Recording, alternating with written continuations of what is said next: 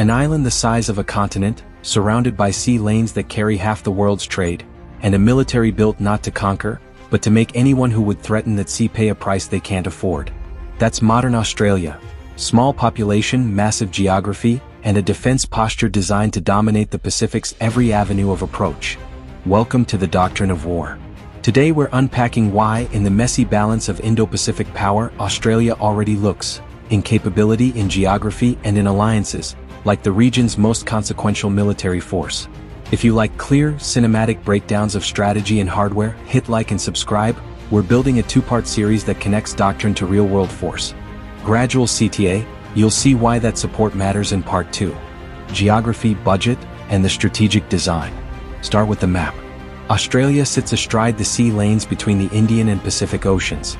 Its territory controls choke points, island chains, and approaches that any power must transit to project force across the southern Indo-Pacific. Geography here is an advantage. Long coastlines, remote maritime approaches, and friendly basing options across the region give Canberra the strategic depth that small island states can only dream of. That geography is turned into strength by money and policy. In recent years, Australia has massively reweighted spending and procurement toward maritime surveillance, long-range strike, and undersea warfare, the exact toolbox that matters in the Pacific. Canberra's defense budget growth over the last decade reflects a sustained national decision. Deterrence costs, and Australia is paying for it. But money alone doesn't win oceans. Australia's defense architecture is deliberately designed around 5 mutually reinforcing pillars. Maritime dominance through submarines and naval power. Australia operates an advanced surface fleet and an increasingly capable anti-submarine and maritime patrol force. Its current diesel-electric Collins-class submarines give it stealth in littoral waters and choke points, 6 boats that are quiet, hard to detect, and tailor-made for the sort of anti-access/area denial, A2/AD, fights that define the Pacific littoral. Persistent ISR and anti-submarine patrols. Long-endurance P-8 maritime patrol aircraft, electronic surveillance, satellites, and a growing unmanned sensor grid allow Australia to see far into the ocean approaches. That "seeing" is an amplifier. It makes missiles and subs lethal because shooters don't fire blind.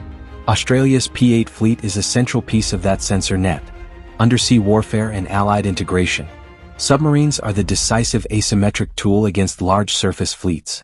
Australia's undersea posture, Collins boats now and nuclear-powered capability later through AUKUS, gives Canberra a persistent, covert stake in any contest below the waves. The AUKUS Pact commits Australia to a pathway toward nuclear-powered attack submarines and deeper integration with US and UK undersea operations, an industrial and strategic leap that reshapes regional deterrence. Logistics, basing, and strategic reach. Australia's network of ports, airfields, and maritime infrastructure, together with the US forward presence and allies' littoral access, mean allied task groups can sustain operations anchored on Australian facilities. Geography plus logistics is a multiplier. It turns discrete weapons into campaigns. A growing industrial and sustainment base. Canberra is rebuilding shipyards, munitions lines, and sovereign sustainment so that it can keep forces at sea for long campaigns. This is a quiet, expensive, and absolutely necessary piece of real military power. Those pillars combine into a design. A defense posture built around sea denial and control, persistent surveillance, and the ability to operate with allied strike power when required. It's not about matching China ship for ship. It's about making any Chinese surface power projection, especially carriers, far riskier and far more costly to execute near Australian approaches. A quick reminder, if you're finding this useful, hit like and subscribe to Doctrine of War. We'll use that support to keep digging into the real mechanics of modern deterrence. Back to the analysis. Capabilities, ships, planes, submarines, and the alliance edge. Now the hardware and the human systems. The reality behind the doctrine. Submarines. The Collins class gives Australia quiet undersea presence in choke points and archipelagos. They're optimized for the kind of short, stealthy patrols that flank carriers and hunt high-value logistics. More importantly, AUKUS sets a course to field nuclear-powered attack submarines that can stay submerged for months and operate across ocean basins. A step change in reach and endurance that will make Australian-anchored tasking far more sustainable and threatening to any adversary's expeditionary fleet. The combination of diesel stealth and shallow approaches and future SSNs in deep water is a potent, layered undersea strategy. Maritime patrol and ISR. Australia has invested heavily in P-8 Poseidon maritime patrol aircraft, long-endurance platforms that hunt submarines, protect sea lanes, and strike assets across vast swaths of sea. A modern P-8, when networked to satellites, ships, and unmanned systems, turns the ocean into an observed battle space. That observation is what allows smaller forces to punch above their weight. Surface fleet and anti-ship missiles. The Royal Australian Navy's destroyers and frigates are fitted for integrated air and missile defense, ASW, and networked strike. Combined with shore-based anti-ship capabilities and long-range strike options, Australia can threaten an adversary's surface groups as they approach. In other words, the region is layered with missiles, sensors, and platforms that complicate any fleet's calculus when it tries to come within striking distance. Air power and strike. The Royal Australian Air Force operates modern fighters and is integrating fifth-generation sensors and networking. When carrier aviation is shadowed by land-based fighters, tankers, and sensors, the air-sea balance shifts. Australia's focus on interoperability with U.S. air assets, tankers, AWACS, multi-domain C2, means RAF sorties extend the reach of Allied task forces, an effect that multiplies surface and undersea campaigns. Alliances, the decisive force multiplier. This is where the argument becomes less about Canberra acting alone and more about Canberra making the alliance potent. Australia's geography and forces are naturally complementary to US Pacific power and to regional partners like Japan and the UK through trilateral arrangements. Intelligence sharing, Five Eyes, joint basing, combined logistics, and interoperable command systems knit Canberra's capabilities into a coalition architecture that can outpace a single rising navy. In modern war, those alliance seams, secure communications, common targeting data, shared patrol patterns, are as lethal as missiles themselves. Training, doctrine, and professional muscle. Capability is more than hardware, it's people and doctrine. The Australian Defence Force trains for maritime, amphibious, and undersea warfare in austere, realistic conditions. Long sea patrols, dispersed island defence, and integrated coalition exercises. Specialized units, amphibious brigades, and fast logistic support make Australia resilient and hard to dislodge from its maritime approaches. A carrier is not a myth, it's a city at sea. But cities can be besieged, their supply lines choked, their skies denied. What happens when Australia and its allies turn geography, silence, and sensors into a siege engine? The answer tells us whether Canberra can win the fight that matters most, the battle to keep the Indo-Pacific open. The timeline, from crisis to combat. Every conflict begins as a political crisis. For Australia, the path from tension to shots fired usually follows predictable phases, and within each phase Canberra has options that shape the battlefield long before the first missile arcs through the sky. Phase 0. Signals and shaping, days, weeks, before any kinetic action, states posture. Patrol patterns change, maritime domain awareness, MDA, is intensified, public messaging and diplomatic channels are used to test thresholds. Australia's role here is outsized. Persistent P-8 sorties, satellite tasking, coastal radar sweeps, and increased naval patrols create a seeing net that constrains adversary movement and signals resolve. Canberra will also activate alliance mechanisms, intelligence sharing with Five Eyes, pre-positioning supplies with US forces, and discreet consultations with Japan, the UK, and like-minded partners. The political purpose, make any hostile actor pay early inattention and planning costs. Phase 1. Denial by detection, hours, days. If the crisis escalates, the first practical move is to deny surprise. Australian P-8s and Allied AWACS form an aerial curtain. Submarines deploy to choke points and transit lines. Coastal missile batteries go to elevated readiness. This is an intelligence-driven posture. Find the carrier battle group's pattern, locate its replenishment ships, and identify gaps in airborne early warning coverage. Canberra's optimal contribution here is information, cueing Allied long-range strikes and creating multiple target tracks that force the carrier to waste fuel, avionics life, and sorties. Tactical vignette. A carrier group approaches a contested island chain. Collins-class subs deploy to forward choke points at night, while P-8s run persistent anti-submarine patrols. Australian and Allied Space ISR have predicted the carrier's refueling rendezvous. Coastal missile sites and Allied surface ships begin shadowing the escort screen, not yet firing but creating tactical dilemmas. If the carrier must divert tankers or operate at extreme range, its air wing effectiveness collapses. This is denial through economics. The cost of operating rises until the political will to proceed shrinks. Phase 2, multi-domain compression, minutes, hours. Should an adversary press on, the fight becomes multi-domain, the sequence where sensors, submarines, missiles, drones, and cyber converge. The doctrinal playbook Australia feeds into this stage is simple. Compress the carrier's OODA loop, observe, orient, decide, act, until it can't respond coherently. Constituent actions. If submarine salvos aim for escorts first, degrading ASW capability. Heavy torpedoes and anti-ship missiles fired from subs force the carrier to slow and form defensive circles. Long-range anti-ship cruise missiles, sea-launched and land-based, close the distance. Saturation is the goal. Overwhelm missile defense and force the carrier group to expend interceptors.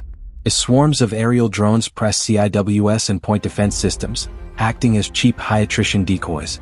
Electronic warfare and cyber attempts to blind targeting radars, clog communications and inject false tracks.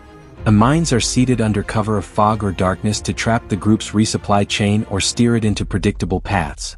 All of this is orchestrated by a sensor architecture Australia helps sustain. The P-8s, satellites and allied AWACS provide the glue. Submarines and coastal batteries provide the sharp end. The decisive factor is timing. Simultaneous or near-simultaneous pressures across domains create cascading failures in damage control and command cohesion. Phase 3, denial, attrition and aftermath, hours, days, weeks. Even if a carrier survives, the objective isn't necessarily a blue water sinking. Rather, it's attrition. Deny the carrier the ability to generate sorties, keep it fuel-starved, or force it to operate well beyond its effective radius. A carrier with no flight ops is a carrier in name only. Follow-on strikes target logistics, tankers, spare parts ships and forward bases. Mines and subs deny anchorage and rescue. Political pressure and economic coercion compound military effect.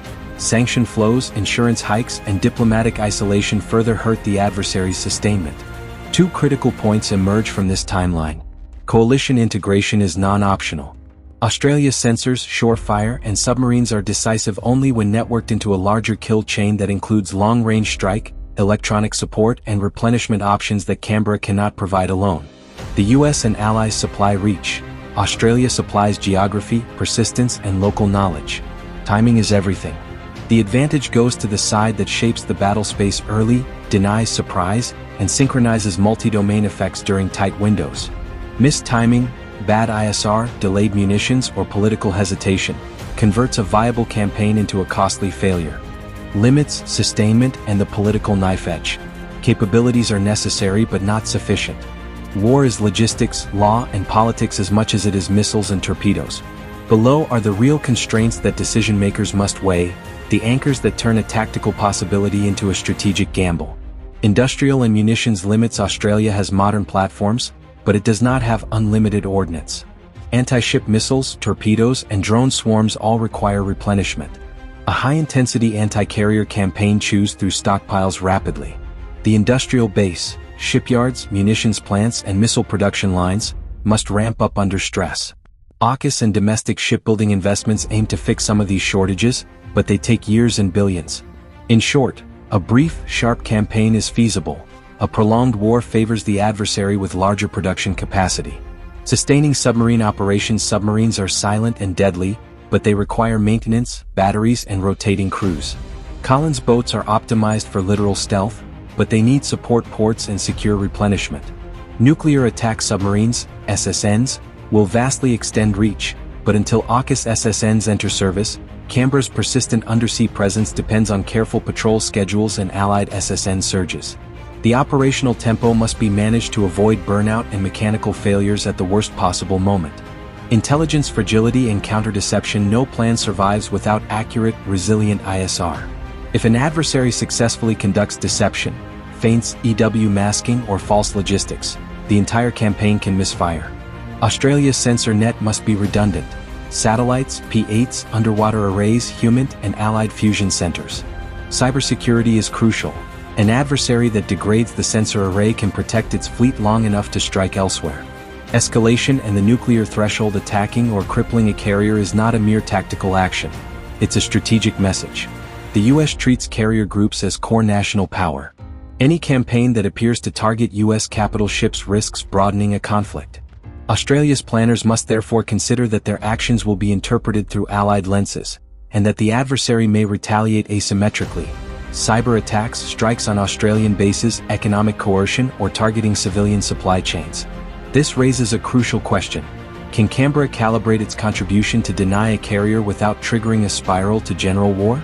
The answer lies in precise political messaging, transparent alliance rules of engagement, and contingency planning for diplomatic de-escalation even as military pressure increases. Legal, moral, and maritime norms. Sea warfare sits within international law and norms. Mines, for instance, are cheap and effective, but they pose long-term hazards to commercial traffic in neutral states. Unmanned swarms and cyber attacks blur the line between military targets and civilian infrastructure. Democracies that value rules of law must weigh immediate military utility against long-term reputational costs.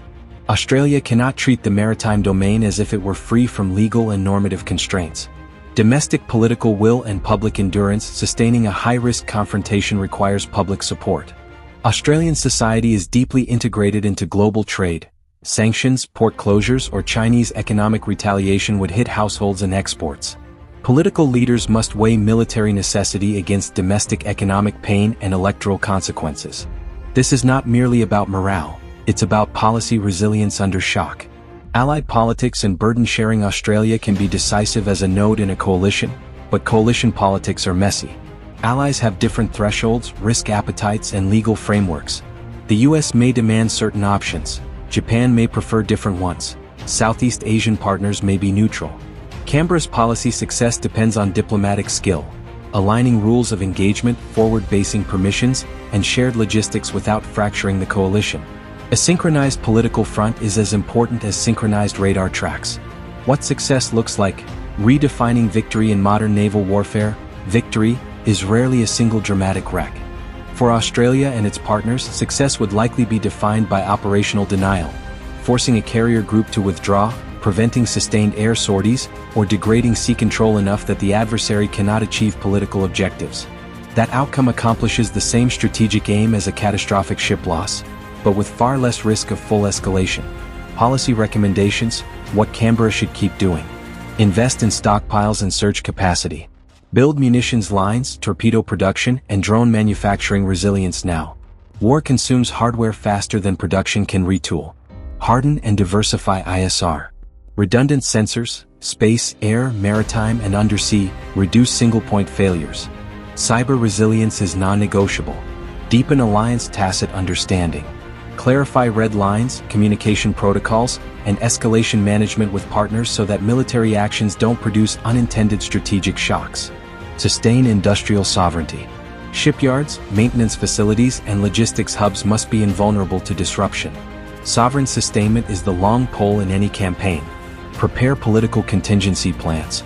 Economic shock absorbers, sanctions countermeasures, and public communication strategies must be ready before crisis. Final assessment: strength with limits. Australia's strategic position, modern platforms, and investments make it the most consequential military force in the southern Indo-Pacific. Its geography, submarines, ISR, and alliance ties create a credible denial strategy that can make carrier operations near Australian approaches risky and expensive. But Canberra cannot and should not pretend it can do this alone. Success depends on an alliance ecosystem, industrial resilience, logistical depth, and political will. The real power of Australia is not a single knockout punch. It's a patient, layered approach. See first, hide well, strike in concert, and deny the enemy the logistics and sanctuary they need. That is how a nation the size of a continent, with a relatively small population, becomes the pivot of regional defense.